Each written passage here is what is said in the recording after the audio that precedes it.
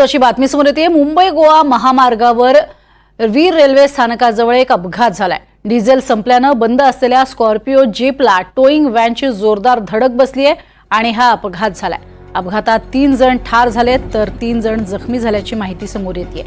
मुंबई गोवा महामार्गावरनं महाडकडनं मुंबईला जात असताना वीर रेल्वे स्थानकाजवळ स्कॉर्पिओ जीपचा डिझेल संपल्याने गाडी बाजूला लावून सदर 6 जण हे गाडी शेजारी उभे असतानाच मागून येणाऱ्या टोईंग व्हॅननं बंद स्कॉर्पिओला जोरदार धडक दिली आहे आणि टोईंग व्हॅनच्या धडकेनं स्कॉर्पिओ ही सुमारे 50 मीटर लांब उडवली गेली आहे। सर्व्हिस रोडच्या पलीकडे ती खड्ड्यात पडली।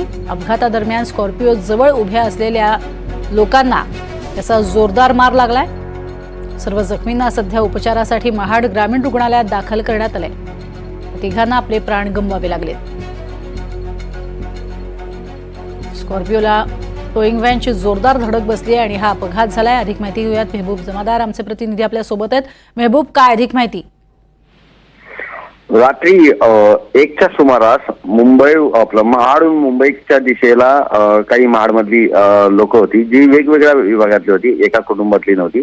वेगवेगळ्या एरियातली ही काही मित्र एकत्र आली व ती काही कामासाठी, कारण अद्याप कळलं नाही, काही कामासाठी मुंबईला जात असताना त्यांना डिझेल संपल्याने त्यांनी ती स्कॉर्पिओ रस्त्याच्या बाजूला उभी केली। वीर स्टेशनच्या जवळ ही घटना आहे व त्या क्षणी थोड्या वेळानंतर डिझेल आणायला कोणाला तरी त्यांनी सांगितलं।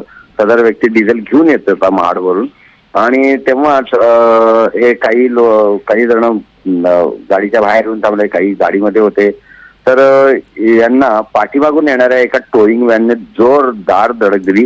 ती धडक एवढी जोरदार होती कारण आता म्हणजे नुकताच मुंबई गोवा हायवे ज्याप्रमाणे महाड करता जो भाग आहे, वीर स्टेशन पासून महाड करता भाग, हा पूर्ण कॉन्क्रिटीकरण झालेला आहे। यामुळे रात्री ह्या ठिकाणी भरधाव वेगाने वाहने वाहतात आणि ही धडक एवढी जोरदार होती की ही टोईंग व्हॅन खूप वेगाने रात्री या ठिकाणी जात होती व जवळजवळ 50 मीटर रस्त्याच्या बाजूला खोल खड्ड्यामध्ये ही स्कॉर्पिओ उडून पूर्ण पलटी झाली व यातील 3 जण जागीच ठार झाले।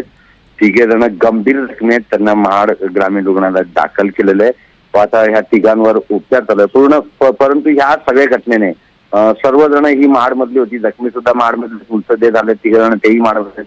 त्यामुळे महाड तालुक्यावर अक्षरशः शोककळा पसरलेली आहे व या 3घांच्या मृत्यूमुळे व अपघात ज्याप्रमाणे घडलाय त्याप्रमाणे महाडमध्ये पूर्ण हळहळ व्यक्त करण्यात येते व पुन्हा एकदा मुंबई गोवा हायवे ज्याप्रमाणे आता कॉन्क्रिटीकरण झालेलं आहे, भरधाव वाहने वाहतात, याचा प्रश्न पुन्हा एकदा ऐरणीवर आलेला आहे की या वाहनांवर नियंत्रण ठेवण्यासाठी पोलीस यंत्रणा किंवा वाहतूक पोलीस यंत्रणा ही आणखीन प्रबळ करावी लागणार, एवढं मात्र नक्की. नक्कीच. तुर्तास धन्यवाद या संपूर्ण माहितीसाठी मेहबूब।